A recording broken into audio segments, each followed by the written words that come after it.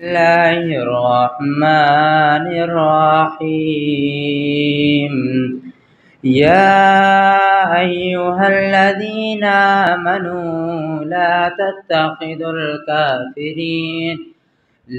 تتخذوا الكافرين أولياء من دون المؤمنين أتريدون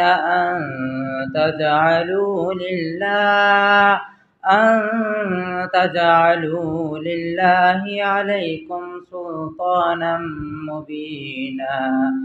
إن المنافقين في الدرك الأسفل من النار ولن تجد لهم نصيرا إلا الذين تابوا وأصلحوا واعتصموا بالله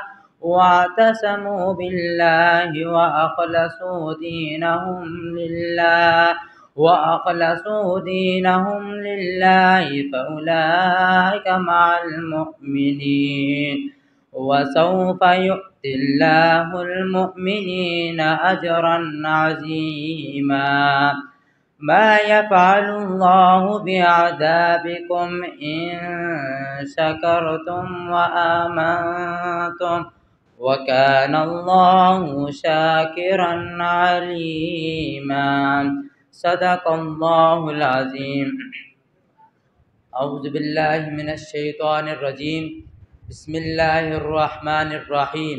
یا ایہا الذین آمنوا اے ایمان والو لا تتخذوا الکافرین نہ تم بناؤ کافروں کو اولیاء دوست من دون المؤمنین مومنوں کو چھوڑ کر اتریدون کیا تم چاہتے ہو ان تجعلوا کہ تم بناؤ للہ اللہ کے لیے علیکم اپنے اوپر سلطان مبینہ واضح دلیل ان المنافقین بے شک منافق فی الدرک الاسفل من النار جہنم کے سب سے نچلے طبقے میں ہوں گے وَلَن تَجِدَ لَهُمْ نَصِيرًا اور ہرگز نہیں تم پاؤ گے ان کے لیے کوئی مددگار إِلَّا الَّذِينَ تَابُوا مگر جن لوگوں نے توبہ کی وَأَصْلَحُوا اور اصلاح کی وَاعْتَصَمُوا بِاللَّهِ اور پکڑ لیا اللہ تعالیٰ کو وَأَخْلَصُوا دِينَهُمْ لِلَّهِ اور خالص کر لیا اپنا دین اللہ تعالیٰ کے لیے فَأُولَٰئِكَ مَعَ الْمُؤْمِنِينَ پس یہی لوگ مومنوں میں سے ہیں وَسَوْفَ يُؤْتِ اللَّهُ الْمُؤْمِنِينَ اور ان قریب اللہ تعالیٰ عطا کرے گا مومنوں کو